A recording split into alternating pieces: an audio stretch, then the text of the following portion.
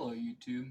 Uh, this is Gage Dinkins here. I'm starting this new YouTube channel. I had one a couple years back that you guys probably knew about. I would do like DVD reviews and music reviews and stuff like that. And I actually had another one maybe like a year or two ago. I had posted on there for about 2 years. I just made my own music. But anyway, this is gonna be a new YouTube channel I'm starting.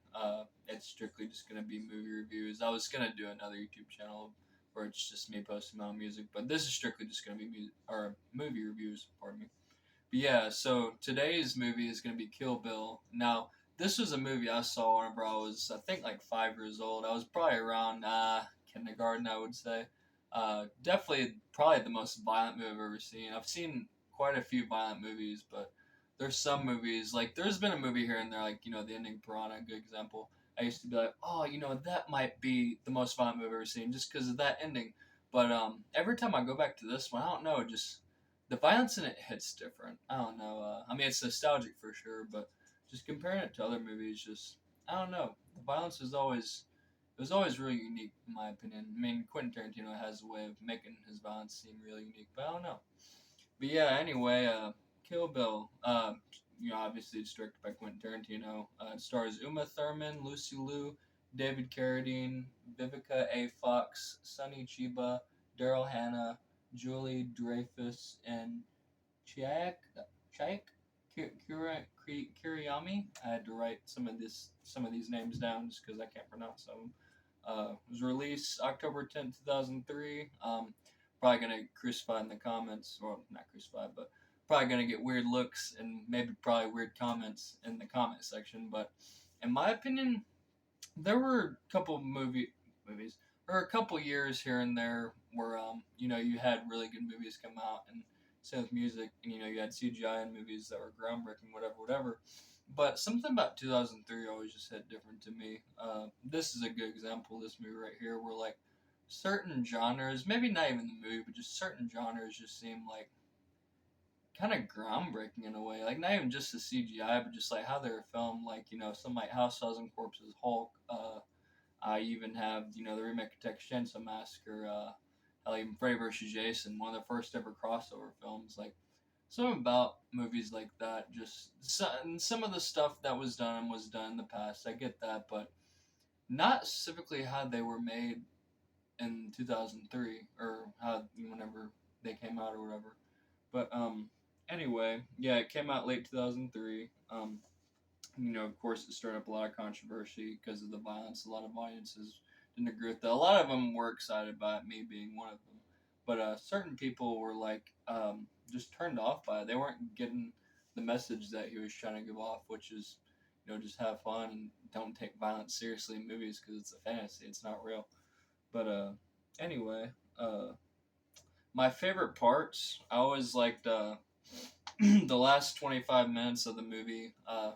It's kind of like the first like 15 minutes of the movie. I always tell people this, like the whole entire movie is pretty much flawless. I struggle to find any flaws with it, but the first 15 minutes of the movie is how you should open a movie, especially like this. If you ever just wanted my advice to open any kind of movie, but the last 25 minutes, like I said, something about the violence in this movie. The last 25 minutes is a good example. Like it just hits different, man. Like you starts off whenever Uma Thurman, she ends up finding out she's coming back for revenge. She ends up wanting to kill Ora Nishi and the Crazy 88s, and whenever she goes to the House of Blue, I think it's called, I believe.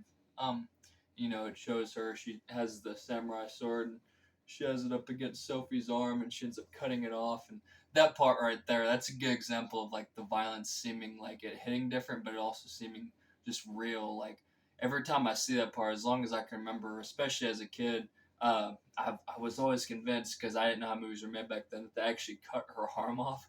I just like, why would they film something like that? Of course, now I can tell, like, oh, that's just a practical effect, even though it looks good. But yeah, you have that, and then of course, you have whenever she fights some of Oren's goons, then she ends up killing Go-Go. Don't get me started on Go-Go. I could talk all day about her. She, like Uma Thurman quotes in the movie, "What she lacks for in age, she makes up for in madness." and she ends up killing her, and then she ends up fighting with the crazy 88s. I like where she's like cutting their heads off, cutting their arms off. She ends up like throwing a hatchet. Sorry, throwing a hatchet at one of them. Ends up flying and killing old boy. And he just fly. It's fucking awesome. And not only that, but um, like I said, the first 15 minutes of the movie were really good as well. Uh, I remember the last 25 minutes, along with another one of my favorite parts, has always been something that kind of stuck with me. Uh, the first, or excuse me, the last 25 minutes, even whenever she ends up actually killing Oren, like whenever she ends up scalping her, I always thought that was pretty cool. Of course, I watch it now, and for whatever reason, I just think that shit's funny. But yeah, she ends up killing her or whatever. And another one of my favorite parts is the whole entire anime scene where it's talking about the origin of Oren. Um, and that says something because like even back then, like I could never really hardcore get into anime like that. My brother's always into like Pokemon, Yu-Gi-Oh, stuff like that. And over the years, with a couple of exceptions, I still couldn't get into it. But there are a couple exceptions, like the Boondocks, whoever that I like. But no, something about the anime during that scene always just hit different, in my opinion, as well. Not just that, but I think the reason why it stuck with me as much as it did whenever I was a kid was just seeing gore on, you know, in anime, and how they used it. It seemed real for a world like that that's animated, but not just that, but like the sad scenes or the sad little sections of that part. I guess it has something to do with the being shot in anime. I don't know, but that's another point I was going to bring up is and the positives, because once I get to my positives here shortly, I was going to talk about a couple of things they used well in the movie. The sad music that they use during those sad scenes actually conveys like a feeling of sadness. Like it might just be me, but you almost halfway feel depressed during parts like that. Like whenever you actually see Oren's parents getting killed, it plays like the sad music and the blood's kind of dripping on her face. She's just like, "Aw, me," and when she sees her mom gets killed, when she sees her dad gets killed, she's like, "Whimper," and she has to hold it in. That's some sad stuff, man. And let's see, what's another one of my favorite parts I said here? Let's see. Yeah, like I said, the first 15 minutes of the movie too, whenever she's, it's Black Mama versus Copperhead, or the bride versus Vernita Green. Whenever she ends up killing Vernita. I remember being a kid, even to this day, just seeing that, and it's coming. Whenever you actually see her throw the knife, you're like, "What?" I mean, I know she like shoots her, but it's just like she was really alive like just a couple of seconds ago, and now she's laying on the floor and she has a freaking knife in her shoulder. And I always thought it was really cool because it's like at first, whenever you open the movie, you see Uma Thurman laying there. She's all breathing. David Carradine comes in, does a little monologue, shoots her, whatever, whatever. And then you go to Uma Thurman going to Vernita Green's house, fighting with her. Um, and, they end up having a straight up, violent fight. She opens the door. She's like, "Oh my gosh, I can't believe you're home early," thinking it's her daughter. And, she sees Uma Thurman just standing there. And I was actually thinking about that last night while I was watching the movie in preparation for this video. She was sitting there, opens up the door, sees him with Thurman, the music starts playing, and all I can think of is, you thought, you really thought it was going to be someone else, you weren't expecting her, and then, they just end up fighting, and then, of course, once her daughter actually ends up getting home from school, um, and they end up stopping and, just being at peace with each other just for a little while, have a little conversation with each other, and then Uma Thurman ends up killing her. I always got a kick out of that. I don't know. Yeah. On to the positives.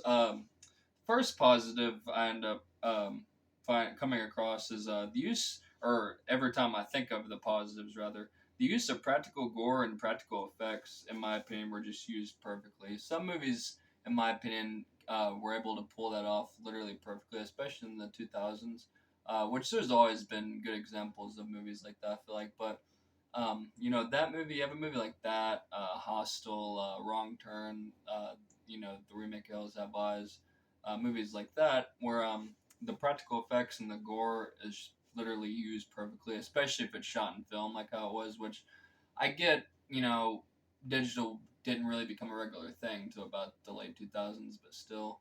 Um, but I don't know, just something about, especially like I was saying earlier, whenever you see Sophie's arm get cut off, like, it just, as a kid, I was convinced, like, why would they just film a girl cutting another girl's arm off? That's so messed up, just because I was convinced.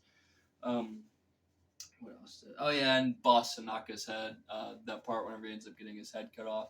I always saw his head look really pretty real there, and it's always been one of my favorite things about Quentin Tarantino is he's always just understood what looks real, what looks fake, what sounds real, what sounds fake in regards to conversations. I was watching a video yesterday. He was saying like, there's like some videos there's sometimes whenever he can recall a full on conversation that he had with someone like 15 years ago. I have good memory like that, don't get me wrong, but I am not recalling a whole conversation I've had with someone 15 years ago like that.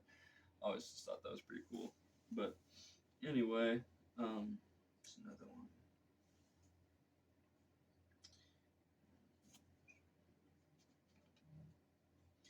Oh yeah, the character development was definitely a really huge plus as well, especially considering the fact that this is one of those types of movies. It was a lot like Pulp Fiction. I guess Quentin Tarantino just had an act for doing that stuff like that around the time. But this movie and the sequel are all kind of jumbled up together. Like they're not supposed to be in order, like in regards to like the storylines or whatever.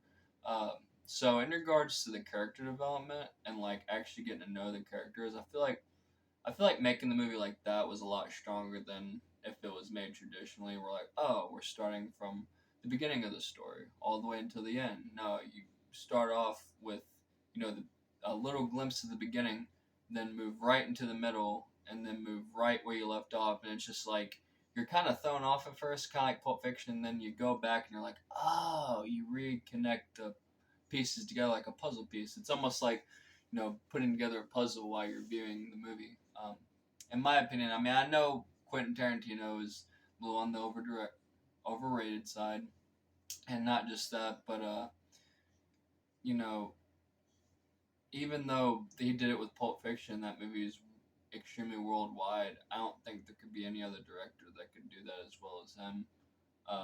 Like especially with a movie like this, where like once you're actually once they actually explain it to you, like how it used to be with me and my cousin, and my aunt, whenever we'd watch it when I was a kid.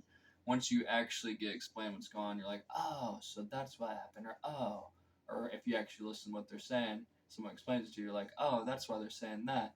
And I feel like it wouldn't have been as effective had he had made the movie to where it was shot traditionally, or the story was in a traditional order.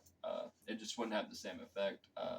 Not even just on the movie itself, but just the characters. Like in regards to character development, in a movie like this, where just the main theme is revenge and the main genre is action, adventure, thriller, you have to have some sort of character development. Otherwise, your violence just becomes hollow. That's really the only thing I can think of. But oh yeah, the humor is also on point. I noticed, which again, that was usually probably the case with Quentin Tarantino back then. But you know, I feel like he's always been good at inserting dark humor or black comedy in his movies.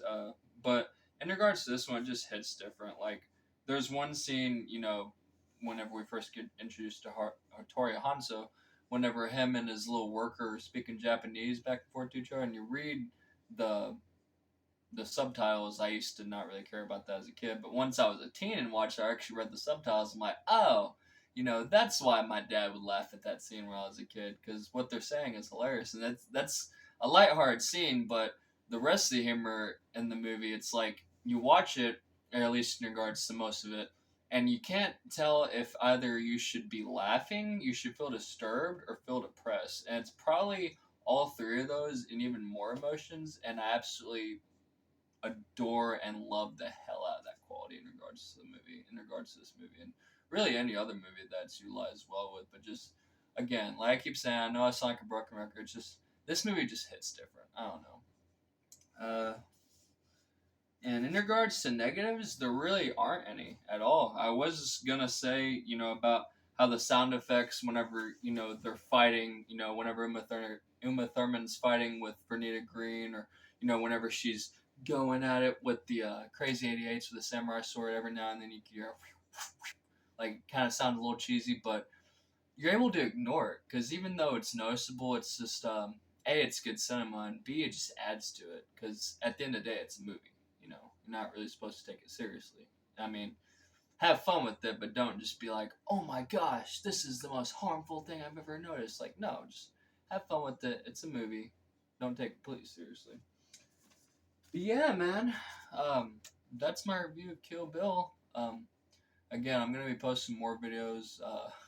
Probably gonna look back at this one a couple years and be like, oh, there's so much more I end up becoming better on in the next couple years. But yeah, hope you guys really enjoyed. My rating score for Kill Bill is gonna be a 10 out of 10, flawless. Like I said, I grew up watching the movie, so there's a little bit more of a special place for it in my heart. I'm not gonna lie, but it is a really good movie, and I've been kind of stuck on that one and the second one for the last 2 weeks. So hope you enjoyed, and if you like what you see, like, comment, subscribe, share. I'll see you guys in the next video. Thanks. Bye.